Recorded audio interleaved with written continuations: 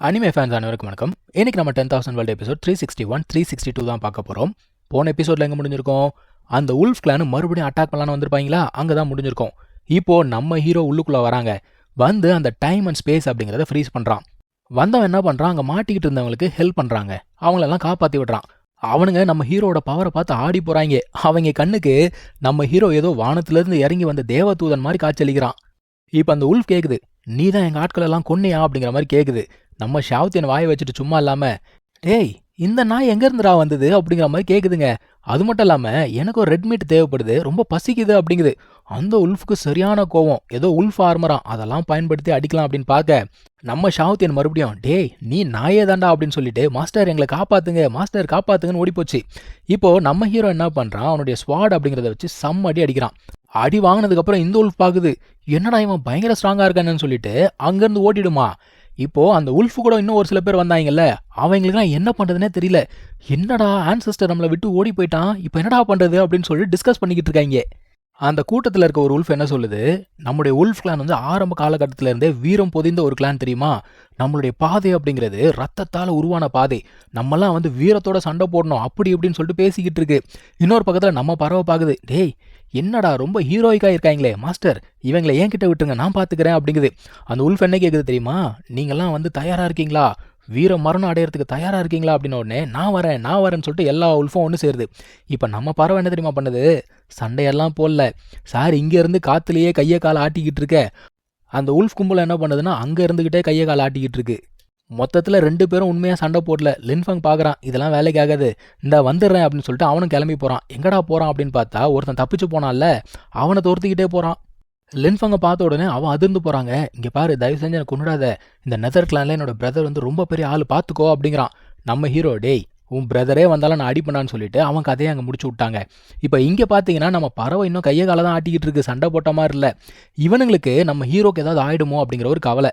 ஆனால் அந்த பொண்ணு என்ன சொல்கிறா, அவனை பற்றிலாம் கவலைப்படாதீங்க, ஒன்றும் ஆகாது அப்படிங்கிறா. நம்ம பறவை இன்னும் கையை காலை தான் ஆட்டிக்கிட்டு இருக்கு. லின்ஃபங்கே திரும்ப வந்துட்டான்னு வச்சுக்கோங்க. உல்ஃப் கிளானே அங்கே இல்லவே இல்லை, அவங்க எப்பயோ ஓடி போயிட்டாங்க. இவனுங்க பக்கத்தில் ஓடி வந்து கேட்குறானுங்க, என்னாச்சு போன காரியம் என்னாச்சு அப்படின்னு கேட்டால் அவனை நான் கொன்னுட்டேன் அப்படிங்கிறான். என்னது கொன்னுட்டியா? ஐயா சாமி உங்கள் ஸ்ட்ரென்த்து பயங்கரமாக இருக்கே அப்படிங்கிறானுங்க. நம்ம பறவை என்ன சொல்லுது, என் மாஸ்டரோட ஸ்ட்ரென்த்து இதுக்கும் மேலே தெரியுமா அப்படிங்குது. இருந்தாலும் அவனுங்க என்ன சொல்கிறாங்க, அந்த உல்ஃப் கிளான் வந்து சாதாரண கிளான் கிடையாது, ஜாக்கிரதையாக இருக்கணும் அப்படிங்கிறானுங்க. இவன் என்ன சொல்கிறான், அதெல்லாம் ஒன்றும் பிரச்சனை இல்லை, நான் வந்து அந்த அபிஸ்க்கு போயிட்டு திரும்ப வந்ததுக்கப்புறம் நானே போய் கணக்கை தீர்த்துக்கிறேன் அப்படிங்கிறான். இவனுங்க அப்படியே பார்க்குறானுங்க, யாரா இவர் எங்கே இருந்துடா வந்திருக்காரு, இந்த கான்ஃபிடன்ஸ் எங்கே இருந்துடா வருது அப்படிங்கிற மாதிரி யோசிக்கிறானுங்க. நம்ம பறவை என்ன சொல்லுது, என் மாஸ்டரை பற்றி உங்களுக்குலாம் தெரியாதுல்ல, அந்த நெதர்சி பேலஸே நாங்கள் மொத்தமாக அழிக்க போகிறோம் அப்படிங்குது. இவனுங்களுக்கு அதில் ஒரு சந்தோஷம். அதான் அவன் கேட்குறான், நீங்கள் வந்து ரொம்ப சந்தோஷப்படுற மாதிரி தெரியுதே, ஏன் அவங்க உங்களுக்கு ஏதாவது பிரச்சனை கொடுக்குறாங்களா அப்படிங்கிற மாதிரி கேட்குறான். ஆக்சுவலாக இவனுங்க என்ன சொல்கிறானுங்க, அந்த நெதர்சி பேலஸ் வந்து இவங்க எல்லாரையுமே ஸ்லேவ்ஸாக தான் நடத்துகிறாங்களாம். ஆக்சுவலாக இவனுங்க அந்த அபிஸ்க்கு போனானுங்கல்ல, அது போனதுக்கு காரணமும் அவங்க தான். அங்கேருந்து ஏதோ கிறிஸ்டல்ஸை கொண்டு வந்து இந்த நெதர்சி பேலஸ்க்கு இவங்க கொடுக்கணுமா, அதுக்கு தான் போயிருக்காங்க. பேசிக்காக சொல்லணும்னா இந்த லா ஆஃப் ஜங்கிள் மாதிரி, யார் ஸ்ட்ராங்காக இருக்காங்களோ அவங்களுக்கு மற்றவங்களாம் அடிமை மாதிரி தானே. இதை மாற்றணும் அப்படின்னா ஒருத்தர் ரொம்ப ஸ்ட்ராங்காக இருக்கணும் இல்லையா. நம்ம ஹீரோ என்ன சொல்கிறான், ஒன்றும் கவலைப்படாதீங்க, ரொம்ப நாட்களுக்கு அவங்களால ஆட முடியாது அப்படிங்கிறான். இருந்தாலுமே இவன் அந்த அபிஸ்க்கு போகும்போது அவங்க வந்து அட்டாக் பண்ணுறதுக்கு வாய்ப்பு இருக்குது. இவனுக்கு என்ன சொல்கிறானுங்க, ஒன்றும் பிரச்சனை இல்லை, எங்கள் ஆட்கள்லாம் ரொம்ப கம்மியாக தான் இருக்காங்க, நாங்களும் உங்கள் கூட வந்துடுறோம் அப்படிங்கிறானுங்க. இப்போ ஆர்டிஃபேக்ட் எடுக்க போன 2 பேர் அவங்க திரும்ப வந்துட்டாங்க. அந்த தாத்தா என்ன சொல்றாரு, எப்பா என்னால் முடியல, நான் வந்து ட்ரை பண்ணேன், ஆனால் ஆர்டிஃபேக்டோட ரெக்கக்னிஷன் எனக்கு கிடைக்கல அப்படிங்கிறாரு. ஆனால் அந்த பொண்ணு இருக்கால, அவள் வந்து பார்த்தீங்கன்னா ஒரு ஃபேரிக்கிங் வெப்பன் அப்படிங்கிறத கொண்டு வந்திருக்காளாம். ஆனால் அதை யூஸ் பண்ணுற அளவுக்கு அவள் உடம்புல தெம்பு இல்லை. ஆனால் அவனுங்க என்ன சொல்கிறானுங்க, இதெல்லாம் பிரச்சனை கிடையாது, நம்ம கூஃபங்கோட ஸ்ட்ரென்த் வந்து பயங்கரமாக இருக்குது, அவர் நினச்சா கண்டிப்பாக நம்ம எல்லாரும் ரெஸ்கியூ பண்ணுற முடியும் அப்படிங்கிறாங்க. இவங்களுமே முன்கூட்டியே நன்றி அப்படிங்கிறத சொல்கிறாங்க. நம்ம ஹீரோ என்ன கேட்குறான், நீங்கள் வந்து அந்த ஸ்டோன்ஸ் எங்கேருந்து எடுத்தீங்க, அந்த இடத்துக்கு என்ன கூப்பிட்டு போங்க அப்படிங்கிறான். இப்போ இவங்க அந்த அபிஸ்க்கு போகிறாங்க. அங்கே போன உடனே அந்த மங்கி இந்த இடம் தான் அப்படிங்குது. நம்ம ஹீரோ என்ன சொல்கிறான், வெயிட் பண்ணு, முதல்ல கிளான் மெம்பர்ஸ் எல்லாரும் சேவ் பண்ணிடலாம், அதுக்கப்புறமா உன் கதையை பார்க்கலாம் அப்படிங்கிறான். அங்கே என்னடா நடக்குது அப்படின்னு பார்த்தா ஒரு மரத்தாலான மனுஷன் மாதிரியே ஒருத்தர் இருக்காங்க. அவன் என்ன பண்ணுறான், அந்த பட்டர்ஃப்ளை கிளான் மெம்பர்ஸோடைய சோலு, பிளட் எசன்ஸ் எல்லாத்தையுமே எடுத்துக்கிட்டு இருக்கான். எடுத்து என்ன பண்ணுறான் அப்படிங்கிறது தெரியல. ஆனால் அவன் என்ன சொல்கிறான், என்னடா நீங்களாம் ரொம்ப வீக்காக இருக்கீங்க, சரி அடுத்த ஆளுக்கு போகலான்னு சொல்லிட்டு அடுத்த பொண்ணுக்கிட்ட போயிட்டான்.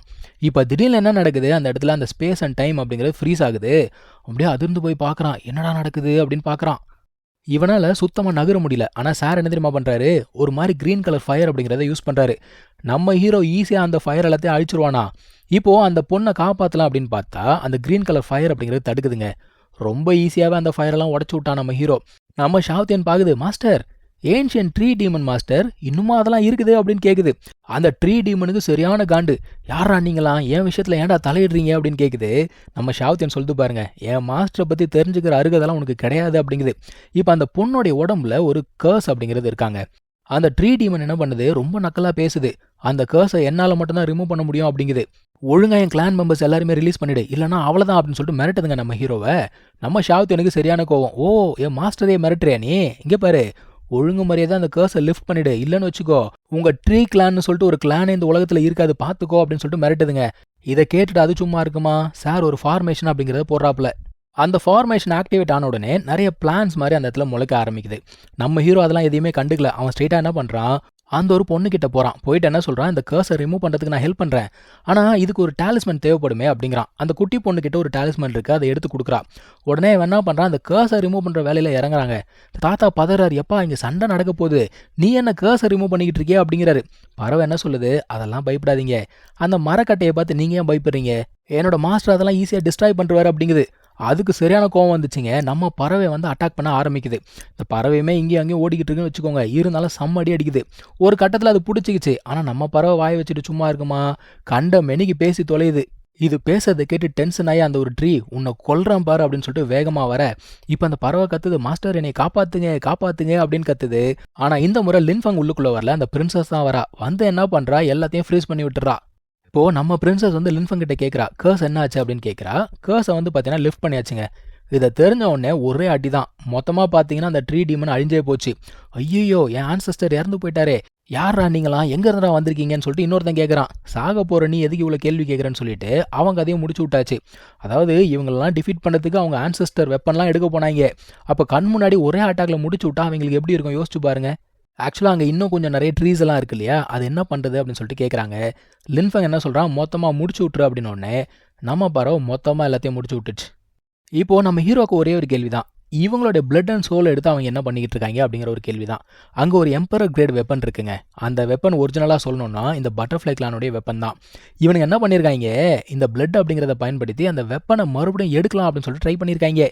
ஆனால் ஒரு எம்பரர் லெவல் வெப்பன் அப்படிங்கிறது அவ்வளோ ஈஸியாலாம் எடுக்க முடியாது. அதுக்குள்ளே இருக்க வெப்பன் ஸ்பிரிட் வந்து ஒருத்தர் மாஸ்டராக ஏற்றுக்கிட்டா மட்டும்தான் எடுக்க முடியும் இல்லையா. அந்த குட்டி பொண்ணோட உடம்புல எம்பரருடைய ஆரா அப்படிங்கிறது இருக்குது. ஸோ அவன் நினச்சா இதை கண்ட்ரோல் பண்ண முடியும். இதெல்லாம் டிஸ்கஸ் பண்ணிக்கிட்டே இருக்கும்போது ஒருத்தன் என்ன பண்ணுறான், வேகமாக போகிறாங்க அதை எடுக்கலான்னு சொல்லிட்டு. ஆனால் சார் நல்லா வசமாக மாட்டிக்கிட்டாரு. நம்ம ஹீரோ தான் மறுபடியும் ரிலீஸ் பண்ணி விடுறான். இப்போ இந்த குட்டி பொண்ணு இருந்தால அவளை பார்த்த உடனே அந்த மிரர் ரியாக்ட் ஆக ஆரம்பிக்குதுங்க. இந்த தாத்தா உடனே போய் தடுத்துடுறாரு, வேணாம் வேணாம் அந்த மிரரை பார்க்காத அப்படிங்கிறாரு. ஆக்சுவலாக லின்ஃபங் என்ன சொல்கிறான், இல்லை அந்த மிரர் வந்து உங்களுடைய ஆர்டிஃபேக்ட் தான். ஆக்சுவலாக இவ உடம்புல வந்து எம்பரர் ஆரா இருக்குது, இவளால் கண்டிப்பாக அதை கண்ட்ரோல் பண்ண முடியும். நீங்கள் கண்ட்ரோல் பண்ணிட்டீங்கன்னா ஃப்யூச்சரில் உங்கள் கிளான் மறுபடியும் பழைய நிலைக்கு வந்துடும் அப்படிங்கிறான்.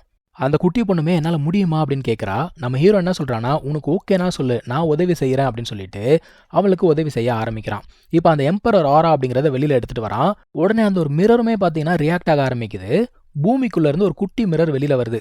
அதே சமயத்தில் இந்த பொண்ணோட உடம்புக்குள்ளே இருந்து ஒரு பால் ஆஃப் லைட் அப்படிங்கிறது வெளியில் போகுதுங்க. அந்த பால் ஆஃப் லைட் அப்படிங்கிறது இவங்க ஆன்சஸ்டருடைய உருவத்துக்கு மாறுதுங்க. ஸோ இங்கே தான் இந்த எபிசோட் முடியுது. நம்ம அடுத்த எபிசோடில் கண்டினியூ பண்ணலாம். தேங்க்யூ ஸோ மச் ஃபார் வாட்சிங். Take care. பை.